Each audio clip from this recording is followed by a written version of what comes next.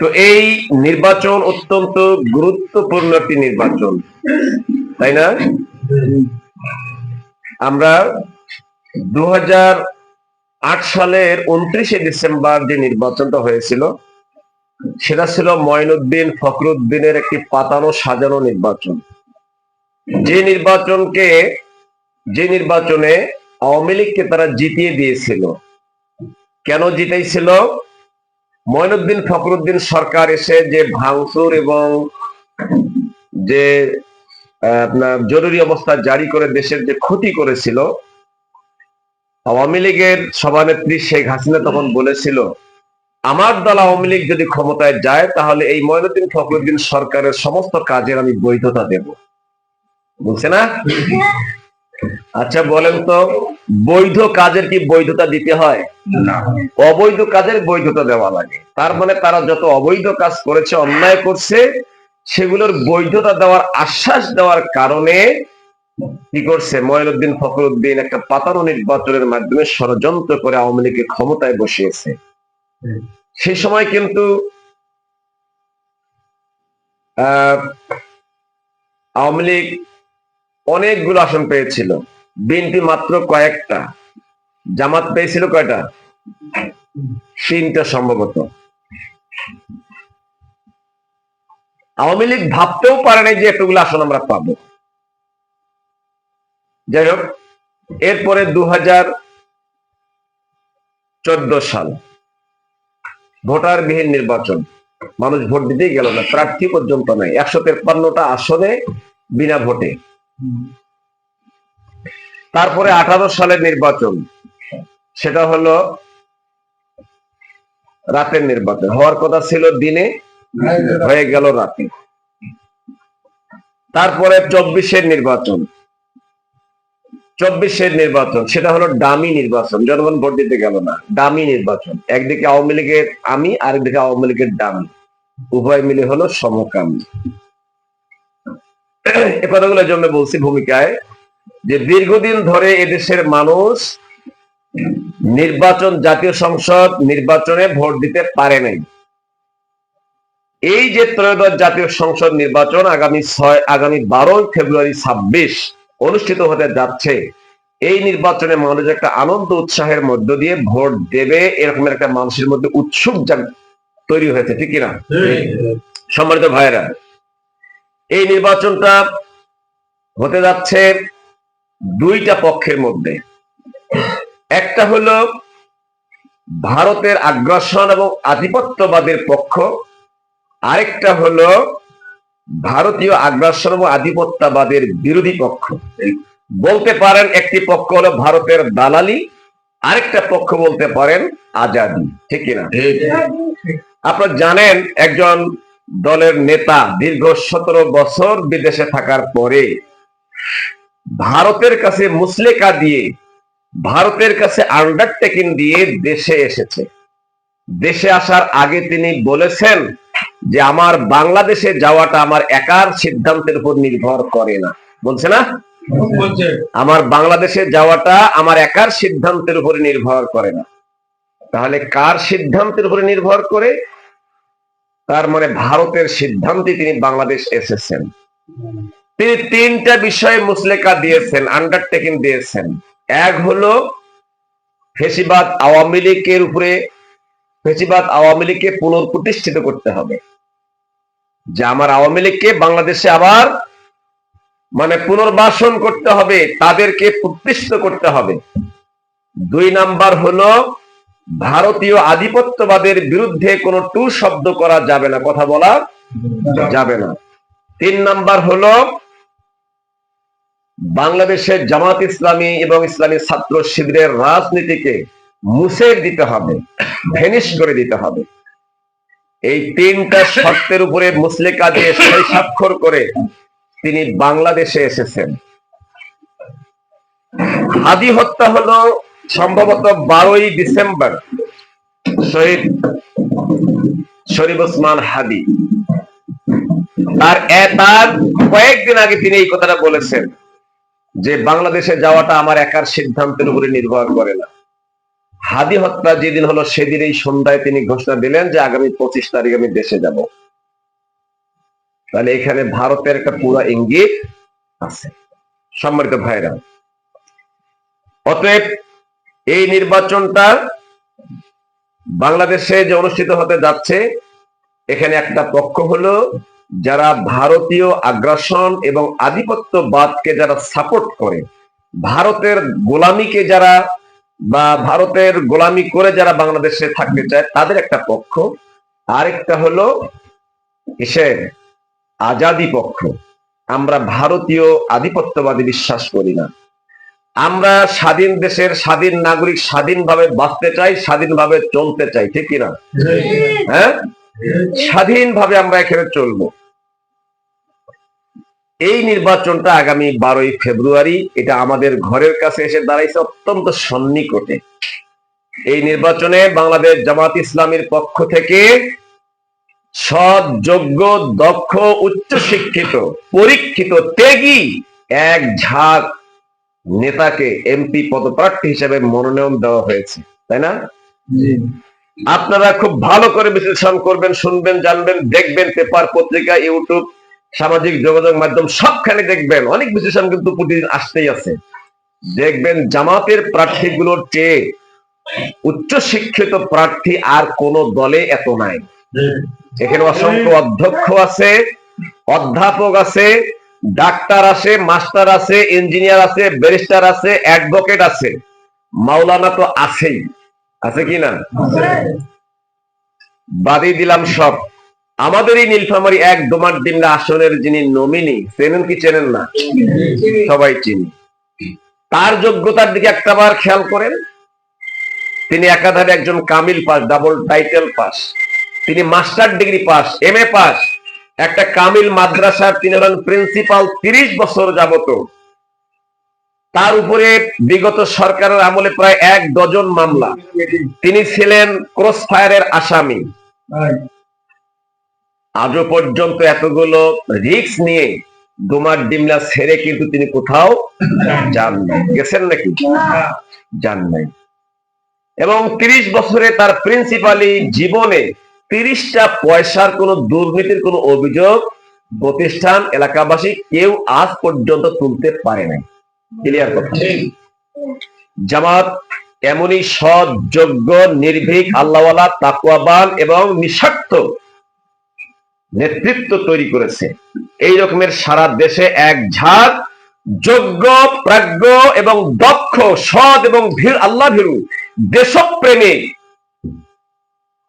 Nomination দিয়েছে, MP পদপ্রার্থী nomination দিয়েছে। আমরা সামনের বাংলাদেশকে কি করতে চাই? সামনের বাংলাদেশকে আমরা একটা ন্যায় এবং ইনসাফের বাংলাদেশ গড়াতে চাই। সামনের বাংলাদেশে চাঁদাবাজ, টেন্ডারবাজ মুক্ত বাংলাদেশ গড়তে চাই। সামনের বাংলাদেশে আমরা দখলদারিত্ব মুক্ত, ভারতীয় আধিপত্যবাদ মুক্ত একটা স্বাধীন, সার্বভৌম, সুখী, সমৃদ্ধশালী একটি কল্যাণ রাষ্ট্র আমরা গঠন করতে চাই। এটি হলো জামাত ইসলামের লক্ষ্য, ঠিক কিনা? প্রিয় বন্ধুরা, বিগত 54 বছর পেরিয়ে বাংলাদেশ 55 বছরে পা দিয়েছে, ঠিক কিনা? কিন্তু এই 54 বছরে এই দেশে শোষণ, বঞ্চনা, জুলুম, নির্যাতন, খুন খারাপি ছাড়া আর কিছুই এদেশের মানুষ পায় নাই। যারা ক্ষমতায় গিয়েছিল তাদের নিজেদের উন্নতি হয়েছে, পেটের উন্নতি হয়েছে, তাদের কর্মীদের উন্নতি হয়েছে, নেতা পাতি নেতাদের উন্নতি হয়েছে। সাধারণ জনগণের, শ্রমজীবী মানুষের কোন উন্নতি হয়েছে না। যারা শ্রমিক সেই যুগে ছিল এখনো শ্রম দিয়েই খাইতে হয়, কোনো উন্নতি নাই, তাদের কোনো অধিকার নেই, কোনো মর্যাদা নেই, কোনো সম্মান নাই। তাদেরকে সবসময় নেগলেক্ট করা হয়, অবহেলা, অবজ্ঞার চোখে দেখা হয়। প্রিয় বন্ধুগণ, জামাত ইসলামীর আমির ডাক্তার শফিকুর রহমান চেনেন? দেখেন না অনলাইনে? যিনি মানবতার ফেরিওয়ালা উপাধি পেয়েছেন, যিনি একজন মানবিক নেতা, যিনি মানুষের দুঃখে সুখে সবসময় পাশে থাকেন। কোথায় থাকে উনি, আর কোথায় দেবীগঞ্জ নৌকা ডুবিয়া ৭১ জন হিন্দু পরিবারের সবাই মারা গেল, খালি খবরটা ওনার কাছে কেউ দেয়ও নাই, খালি যোগা ফেসবুকে উনি দেখছে। আর দেরি করেনি, সাত চলে আসছে, আসিয়া সমস্ত পরিবারের সাথে সাক্ষাৎ করেছেন এবং সমস্ত পরিবারে উনি টাকা দিয়েছেন ১,০০,০০০ টাকা করে। আর ওই সময় আওয়ামী লীগের মন্ত্রী তিনি এসে দিয়েছেন মাত্র ৬,০০০ টাকা করিয়া। রাষ্ট্রীয় সম্পদ মাত্র দেয় ৬,০০০ করে। আর আমির জামাত ডাক্তার শফিকুর রহমান তিনি কি রাষ্ট্রীয় সম্পদ থেকে দিয়েছেন? দলীয় থেকে, দল থেকে, তার ত্রাণ, তার দলীয় তহবিল থেকে এক একটা পরিবারকে ১,০০,০০০ করে টাকা দিয়ে গেছেন। তিনি আজকে এমনিতেই মানবিক এবং এমনিতেই তিনি মানবতার ফেরিওয়ালা উপাধি পাননি। সম্মানিত ভাইরা, তিনি গত ডিসেম্বরের সম্ভবত ৭ কি ৮ তারিখে উনি বিদেশের সফরে গিয়েছিলেন এবং শেষে সৌদি আরবে গিয়ে উনি ওমরা পালন করে তারপর ফেরার কথা ছিল বেশ কয়েকদিন পরে। এর মধ্যেই যখন শরীফ ওসমান হাদি যখন মৃত্যুবরণ করলেন এবং সম্ভবত ১২ই ডিসেম্বর তার জানাজা হলো, এই সংবাদ পেয়ে তিনি ওমরা বাদ দিয়ে সংক্ষিপ্ত করে সফরটাকে সংক্ষিপ্ত করে তিনি এসে তার জানাজায় অ্যাটেন্ড করেছেন। তিনি পরবর্তীতে আবার তিনি গিয়ে ওমরা করছেন, ওমরা করে আসছেন। সম্মানিত ভাইরা, সেই আমির জামাত ডাক্তার শফিকুর রহমান যিনি মানবতার ফেরিওয়ালা, তিনি বলেছেন বাংলাদেশের জনগণ যদি আমার দাঁড়িপাল্লা ন্যায় ইনসাফের প্রতীকে ভোট দেয়, আল্লাহ যদি কবুল করে আমাদেরকে সরকার গঠন করার সুযোগ দেয়, তাহলে আমরা এদেশের শাসক হব না, আমরা হব সেবক। আমরা সেবক হব। বিগত ৫৪ বছরে যারা সরকারে ছিল তারা কিন্তু সবাই শাসক ছিল। শাসক সেজে জনগণের উপর শোষণ চালাইছি, চালাই নাই? তিনি বলেছেন আমরা সরকারে গেলে আমরা দেশের মালিক হব না, আমরা দেশের পাহারাদার হব। এদেশের মালিক হলো এদেশের ১৮ কোটি জনগণ, এরা হলো মালিক। এরা আমাদেরকে যদি ভোট দিয়ে ওই জায়গায় নিয়ে যায় তাহলে আমরা এই দেশের মানুষের পাহারাদার। আমরা মানুষের জান মাল ইজ্জত আবরুর সম্পদ ইজ্জত সবকিছুরে রক্ষা করার জন্য আমরা পাহারাদারের ভূমিকা পালন করব, চকিদারের ভূমিকা পালন করব, ঠিক না? কিন্তু কি দেখেছি, বিগত ৫৪ বছরে যারা সরকারে ছিল তারা কিন্তু ক্ষমতায় গিয়ে দেশের মালিক সেজেছিল। মনে হয় যেটা বাপের পৈতৃক সম্পত্তি, এই দেশটা তাদের, আর আমরা সবাই জন দেশে একটা ভাড়াটিয়া। আমরা ভাড়াটিয়া বাহি দেখে দেয় থাকা হয় না, এরকম অবস্থা ছিল কি ছিল না? বাড়ি থেকে পাইছেন, ব্যবসা বাণিজ্য চাকরি বাকরি ঠিকমতো করতে পারেনি অনেকে। ৫৪ বছরে তারা যারাই এসেছিল ক্ষমতায় তারা দেশের মালিক সেজেছিল, মনে হয় এটা তাদের পৈতৃক সম্পদ, তারা মালিক, আর আমরা হলাম তাদের প্রজা, আমরা তাদের ভাড়াটিয়া। আমির জামাত বলেছেন আমরা মালিক হব না, আমরা হব পাহারাদার, আমরা হব রক্ষক। সম্মানিত ভাইরা, আমির জামাত ডাক্তার শফিকুর রহমান আরো বলেছেন যে আমরা সরকারে গেলে দেশের জনগণকে তাদের ন্যায়সঙ্গত দাবি আদায় করার জন্য রাজপথে দাবি নিয়ে আন্দোলন করতে হবে না। ন্যায়সঙ্গত যদি দাবি হয় তাহলে সেই দাবি উত্থাপন করতে দেরি, বাস্তবায়ন করতে আমাদের দেরি হবে না ইনশাআল্লাহ। বিগত দিনে কি হয়েছে, মানুষের ন্যায়সঙ্গত দাবি আদায় করার জন্য রাজপথে আন্দোলন করতে হয়েছে। ছাত্ররা আন্দোলন করেছে, বুকে গুলি খেয়ে অসংখ্য ছাত্র শহীদ হয়েছে, অসংখ্য মা বাবার কোল খালি হয়ে গেছে, বুক খালি হয়ে গেছে, তাই নাই?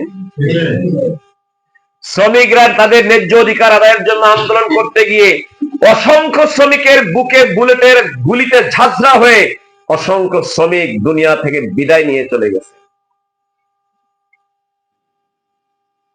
এরপরে কৃষক, সাধারণ কৃষকরা পর্যন্ত বিগত বিএনপি সরকারের আমলে সারের জন্য তারা লাইন কাটতে কাটতে আন্দোলন করতে করতে সার কি খাওয়া যায়? বাইরে গিয়ে এটা খামো এইরকম কি করার জিনিস? যেটা আবাদ করে মানুষ সেই জন্য সার লাগে, সেই সারটুকু যখন পায় না, আবাদটুকু যখন ঠিক মতো করতে পারে না, তখন তো রাজপথে নামবে। তাদের উপরেও তাদের বুকেও গুলি চালানো হয়েছিল, অনেক কৃষককে মারা হয়েছে, হয় নাই?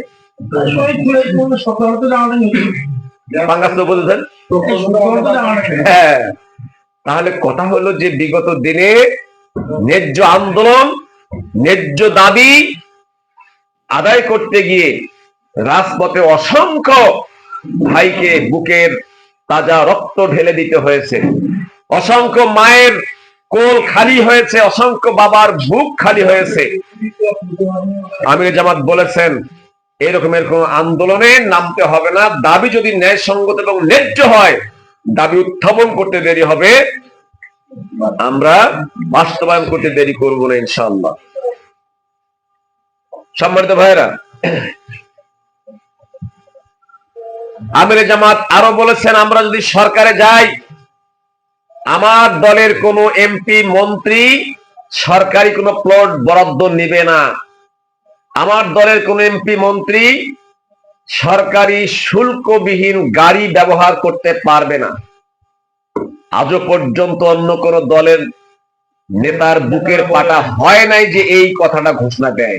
আমার বিএনপি বলতে পারছে যে আমার মন্ত্রী এমপিরা আমি সরকারে গেলে তারা সরকারি গাড়ি নেবে না, সরকারি বাড়ি নেবে না, বলতে পারছে? এই কথা যদি আজকে বিএনপির চেয়ারপারসন যদি বলে, কালকেই দেখবেন ওদের একজনও নমিনেশন নেবে না, একজনও ভোটে আর দাঁড়াবে না। কেন দাঁড়াবে না? হারি এমপি হবো, মন্ত্রী হবো, গাড়ি পাবো, বাড়ি পাবো, সুযোগ সুবিধা সরকারি হাইলুস তুলুস, এইটার জন্যই তো আমার ভোট করি, সরকারে যাবো। সেইটাই যদি নাইতে মুই কিসের ভোট করবো? একজনও নমিনেশন নিবে না। আর বর্তমানে তাদের দলের নমিনেশন নেওয়ার জন্য কোটি কোটি টাকা দিয়ে নমিনেশন কিনি নেয়, না কি পারাপারি একজনকে নমিনেশন দিছে আর 10 জন বেজার হয়, কি হয় না? আরে দেখেন না এগুলা কেমন? না দেখেন, নমিনেশন দিল তাদের দলের মহাসচিব ফখরুল, এখন একজনকে দিছে আর আরেকজনকে দেয় নাই। আর লোকজনকে আনিয়া রাস্তা আগুন জ্বালিয়া মানুষের বাড়ি ঘর গাড়ি ঘোড়া ভাঙ্গি চুরি শেষ করে দিল। আরে মিয়া, তোমাকে নমিনেশন দেয়নি তোমার দলের নেতা, জনগণ কি ক্ষতি করলো তোমার? তুমি জনগণের উপর কেন আগুন জ্বালাও আর গাড়ি ভাঙচুর করো? তাদের মাইটডান করো, তাদের রাস্তা কেন তুমি অবরোধ করো? ঠিক কিনা বলেন? আর জামাত ইসলামীকে দেখেন, জামাত ইসলামী সারা দেশে আমাদের প্রার্থীরা, আমরা যখন থেকে ভোটের কাজ করি এর চাইতে বেশি আগের থেকে ভোটের কাজ অন্য কোন দল করে না। সাত্তার প্রিন্সিপাল কতদিন থেকে বেড়াইছে, ঘরেছে না? কারণ আমাদের নমিনেশন অনেকদিন আগে চূড়ান্ত হয়েছে, আমরা আমাদের প্রার্থীদেরকে অনেকদিন আগে, 1-1.5 বছর আগে মাঠে নামাই দিয়েছে সংগঠন। আর তাদের তো নমিনেশন চূড়ান্ত হয় ভোটের আগে আগে, বেচা কিনা হয়, কেনা বেচাতে হয়, তাই টাকা বেশি দিবে, যার হোমরাস্ত্র আছে তাকে দেয়। একটা লিডার 1-1.5 বছর থেকে মাঠ চষাচ্ছে, মাঠ ভরেছে, জীবনটা পানি করে দিল, এই মুহূর্তে এসে সংগঠন বলতেছে প্রিন্সিপাল আব্দুল সাত্তার তুমি বসো, তোমার এখানে নির্বাচন করা যাবে না, তুমি এখানে খাবো, এখন অমুক করবে। নীরবে নিঃশব্দে আনন্দে আলহামদুলিল্লাহ, ঠিক মানি নিলাম। দেখছেন, কেউ বলছে যে না আমি কাজ করেছি, হ্যাঁ আমি এবার মাঠ গোছাচ্ছি, আমার সম্ভাবনা আছে, কিসের আমি এই সময় বসে যাই, না আমি মানি না, বলছে একজনও না। আমাদের এই শ্রমিক কল্যাণ ফেডারেশনের কেন্দ্রীয় সেক্রেটারি জেনারেল, এই শ্রমিক কল্যাণ ফেডারেশনের কেন্দ্রীয় সেক্রেটারি জেনারেল নাম হলো অ্যাডভোকেট আতিকুর রহমান, ঢাকা আপনার কি বলে হাইকোর্টের একজন বড় অ্যাডভোকেট, নামি দামি অ্যাডভোকেট, নাম করা। তিনি বাংলাদেশ ইসলামী ছাত্র শিবিরের কেন্দ্রীয় সভাপতি ছিলেন, তার ঢাকায় একটা তাকে আসন দেওয়া ছিল, একবারে খুবই সম্ভাবনাময় তিনি হয়ে যাবেন। তারপরে কি হলো, যখন এনসিপি আমাদের সাথে আসলো, এনসিপির আহ্বায়ক নাহিদ ইসলাম, চেনেন তো, ওই আসন করে এনসিপি ওই নাহিদ দিয়ে দিল। আতিকুর বললো বাবা তুমি বসো, বেশ রাখলো, খুশি। সাথে সাথে নাহিদের পক্ষে নাহিদের পক্ষে কাজ করা শুরু করে দিল। বিএনপি হলে দিত গোলাগুলি লাগিয়ে দিত। অতএব তাহলে এখানেই বুঝতে হবে দেশপ্রেম কাকে বলে, এখানেই বুঝতে হবে নির্বাচনের মধ্যে স্বার্থ কার, এখানেই বুঝতে হবে যে জামাত ইসলামীর প্রার্থীরা যারা নির্বাচন করে তারা নিঃস্বার্থে নির্বাচন করে, দেশের জন্য, জনগণের জন্য, মানবতার জন্য নির্বাচন করে, নিজের পেট এবং নিজের পরিবার উন্নতির জন্য নির্বাচন করে না। আর অন্য যারা করে তারা নিজের পেট, পরিবার, নিজের গোষ্ঠী এটার উন্নয়নের জন্য নির্বাচন করে। এরা নির্বাচিত হইলে আপনার কথা খেয়াল করবে, আপনার দিকে তাকাবে না, তাকাবে নিজের পেট, নিজের বাড়ি, নিজের গাড়ি, নিজের যা কিছু সেগুলোর দিকে, ঠিক কিনা? সম্মানিত ভাইরা, তাহলে এই নির্বাচনে আমাদেরকে গুরুত্বপূর্ণ ভূমিকা আমাদের পালন করতে হবে, ঠিক কিনা বলেন? আগামী 12ই ফেব্রুয়ারির নির্বাচনে বাংলাদেশের একটা ভাগ্য নির্ধারণ হবে। ভাগ্য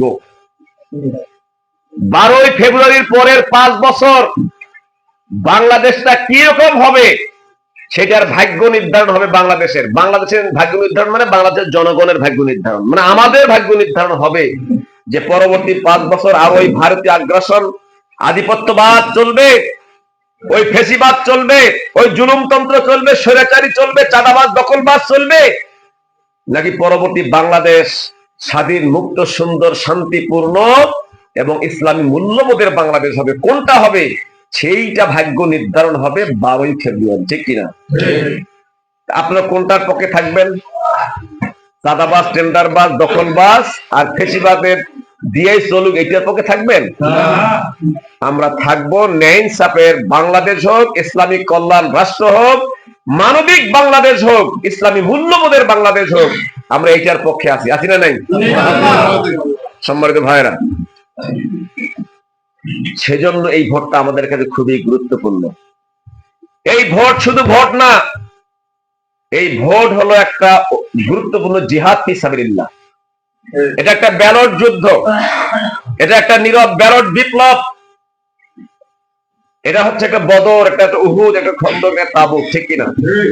রাসূলের যুগে যেমন বদর, উহুদ, খন্দক, তাবুক, হুনাইন ইত্যাদি বড় বড় যুদ্ধ হয়েছিল, আজকে ইসলাম এবং ন্যায় ইনসাফ বিনির্মাণ বা প্রতিষ্ঠিত করার জন্য আজকে এই যুদ্ধ আসতেছে ভোটের মাধ্যমে। ভোট যুদ্ধ, ব্যালট যুদ্ধ, এটা কিন্তু একটা যুদ্ধ, এটা একটা যুদ্ধ, প্রত্যক্ষ যুদ্ধ। এবং এবারের যুদ্ধটা আরো বেশি গুরুত্বপূর্ণ, সেটা হলো যে আজাদি আর গোলামি। আমরা আজাদির পক্ষে, আর একটা পক্ষ ভারতীয় মুসলিকা দিয়ে গোলামির পক্ষে। আমরা কি গোলামি করব ভারতের? করতে পারি? কখনোই বাংলাদেশে ভারতীয় আধিপত্যবাদের বাদকে আমরা কখনোই প্রশ্রয় দিতে পারি না। নিজেদের মান, সম্মান, ইজ্জত, আবরুকে বিলাই দিয়ে ভারতীয় আধিপত্যবাদ প্রতিষ্ঠিত হওয়া এটা কোনোভাবেই বাংলাদেশের জনগণ এবার মেনে নেবে না। সেজন্য সিমটম পাওয়া গেছে, নিদর্শন, চিহ্ন কিন্তু বেড়াইছে। টের পাইছেন? চিহ্ন বেড়াইছে আল্লাহর রহমতে। আপনারা দেখলেন না, দেশের এখন পর্যন্ত 6টা ইউনিভার্সিটিতে নির্বাচন হলো।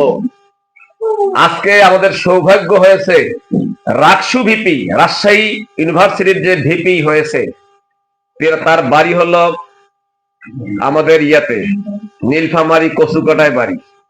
তিনি আজকে আমাদের ডিমলায় আসছিলেন, জামাত অফিসে তিনি মিটিং করে গেলেন। ছবিতে হয়তো অনেকে দেখেছেন, আজকে তিনি আমাদের জামাত অফিসে এসে মিটিং করে গেলেন। রাকসু ভিপি অর্থাৎ রাজশাহী ইউনিভার্সিটির যে ভিপি। এই রকমের 6টা ইউনিভার্সিটিতে ইসলামী ছাত্র শিবির নিরঙ্কুশ ভূমিধস বিজয় তারা অর্জন করতে পেরেছে, আলহামদুলিল্লাহ।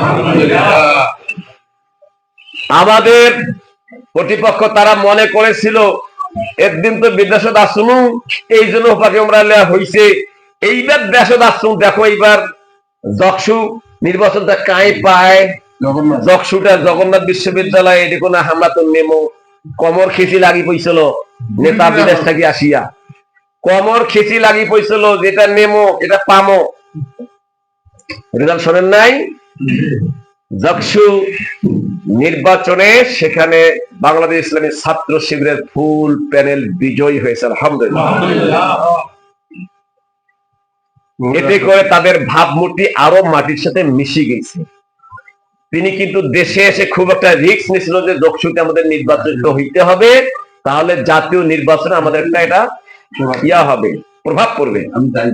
যকসুতে পুরা প্যানেলে তারা হেরে গেছে, ইসলামী ছাত্র শিবির পুরা প্যানেলে জয়ী হয়েছে, আলহামদুলিল্লাহ। অতএব যে বিজয়ের সূচনা হয়েছে, এদেশের তরুণ উদীয়মান মেধাবী ছাত্ররা যে বিজয়ের সূচনা শুরু করেছে, ইনশাআল্লাহ 12ই ফেব্রুয়ারি এর বিজয়ের পূর্ণতা লাভ করবে ইনশাআল্লাহ। দাঁড়িপাল্লার বিজয়ের মধ্য দিয়ে এই বিজয়ের পূর্ণতা পাবে ইনশাআল্লাহ, ঠিক কিনা বলেন? সম্মানিত ভাইরা, সেজন্য কাজ করতে হবে। বিজয় তো হইবি, হ্যাঁ ভারতীয় ধরছে আমারই এমনি হইবি, ঘর সত্যি আমার জানলাতে ঠ্যাং ডাকে দিয়ে বা চিতর হয়ে ঘুমান নাকি, সর্ষের তাল দিয়া নাক ডাকো আর ঘুমাও না, মাঠে কাজ করতে হবে। এই যে অনেকে বললো যে শ্রমিকরা যদি কোনো দিকে বের হয়, ওই দিক কিন্তু একেবারে সনসনা টনটনা হয়ে যায়। কাজে আপনারা গুরুত্বপূর্ণ ভূমিকা রাখবেন। সামনের নির্বাচনে অধ্যক্ষ মৌলানা আব্দুল সাত্তারের দাড়িপাল্লা প্রতীকের জন্য এলাকায় ছড়িয়ে পড়তে হবে। একজন আপনারা যারা এখানে আছেন, প্রতিজনে এই 1 মাসের মতো সময় আছে, প্রতিজনে কমপক্ষে 500 জন ভোটারের সাথে যোগাযোগ করবেন, পারবেন না? আরে দিনে যদি 50 জন করেন, 10 দিনে তো 500 হয়, ফের আবার পরের 10 দিনে আরো 500, ওই 500 কে যদি 3 বার ইয়া করা যায়, আপনার যায় কিনা? আমি কিন্তু একটা কাজ দিয়ে দিলাম আপনাদেরকে, বক্তৃতার জন্য বললাম না, এটা আমার পক্ষ থেকে আপনি কাজ দিলাম যে এই যে 1 মাস সময় আছে, আপনি যেখানে বসবাস করেন, আপনার সার্কেলে, আপনার এলাকায়, আপনার গ্রামে, এই ভোট কেন্দ্র এলাকার মধ্যে মিনিমাম 500 জন করে ভোটারের সাথে যোগাযোগ করবেন, ভোট চাবেন, সালাম দেবেন, অধ্যক্ষ আব্দুল সাত্তারের পক্ষ থেকে সালাম জানাবেন, কি সমস্যা শুনবেন, ঠিক কিনা? এবং তাদেরকে আশ্বস্ত করবেন।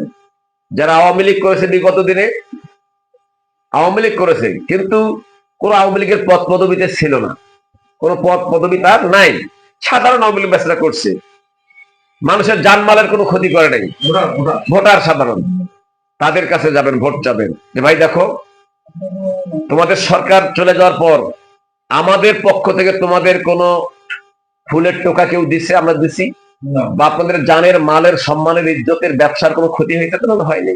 আসলে কি করছি আমরা? করি নাই। কোন চাঁদা তাদের কাছে আমরা নিছি? নেই নেই। অতএব আপনারা আমাদের কাছে নিরাপদ, আপনারা আমাদের কাছে আসেন, আপনাদের নিরাপত্তা, আপনাদের সার্বিক দেখাশোনা ইনশাল্লাহ আমরা করবো, আসেন। এখানে বিএনপির প্রার্থী আছে? নাই। তাদের দলীয়, তাদের মানে ইয়া প্রার্থী আছে, কি বলে, জোটের প্রার্থী একজন আছে, তাই না? তাকে হয়তো অনেকে চেনেই না এখনো, এই জন্য অনেক বিএনপির লোকজন ওই দিকে তাদের এখনো কোনো মনোনিবেশ নাই। তাদের কাছেও যান যে ভাই শোন, তোর তো প্রার্থী নাই, আমরা তো তোর 3 বার ভোট দিছি, দেই নাই? আরে 2008 সালে তুহিন সাহেবের মা দাঁড়াইছিল, ভোট দেন নাই? আমরা জান প্রাণ ছাড়ি দিয়ে জোট হিসেবে তার কাজ করছি এবং ভোট দিছি। তাহলে কি আমরা কি তাদেরকে ঋণী করি নাই? 2018 সালে 14 তো করি নাই, 2018 সালে আমরা আরো জোটবদ্ধ নির্বাচন করিয়ে তুহিন সাহেবের বাবা রফিকুল সাহেবকে ভোট দেয়নি আমরা? নাউতলায় তখন আমি ইউনিয়ন আমির ছিলাম, কিভাবে জোনাকে নিয়ে ঘুরছি আর কত ভোট যে কালেক্ট করছি। বিএনপি যারা করে তারা 5 মিনিট অত থাকে, আমাকে আমির সাহেব আপনি এসেন, আমির সাহেব আপনি এসেন, আমাকে আগে দেয়।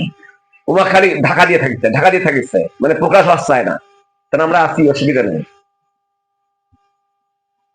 আবার একবার ঋণী হয়নি তারা আমাদের কাছ থেকে। এরপরে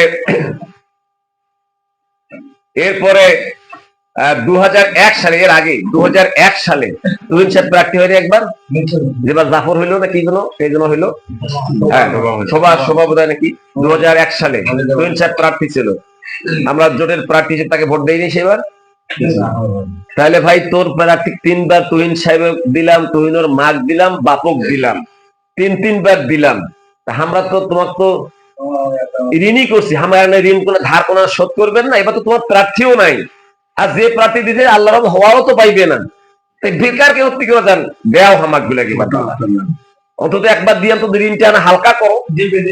হ্যাঁ ওদের কাছে চাবেন গাও সত্যি চাইবেন, গাও সত্যি রাগ টাক দেখা যাবে না, গাও সত্যাইবেন, চা খাইবেন, বসে না চাটা খায় গাও সত্যি দাদা কেন মনে করে, আর তোর প্রার্থীও তো নাই, আমরা তোমার 3বার দিন রে, তোমরা আমাকে একটা বার দিয়ে না পান, একটা আলেম মানুষ দাঁড়াইছে একটা বার দিয়ে না পান, হ্যাঁ বেশ ঠিক আছে, আচ্ছা ঠিক আছে যত দিন কি বলবেন আমার সম্মানিত ভাইরা। তাহলে আমি কথা শেষ করি।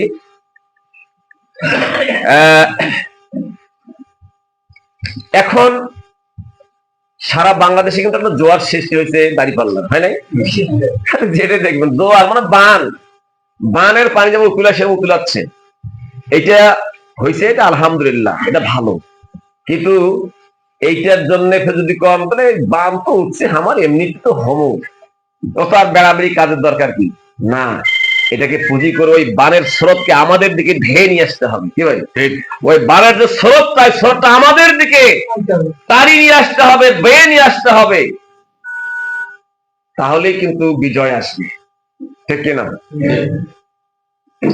এই অবস্থা দেখে আজকে আমাদের প্রতিপক্ষ, বর্তমানে যে প্রতিপক্ষ, তাদের কিন্তু মাথা তো গরম হবে, হইবে না?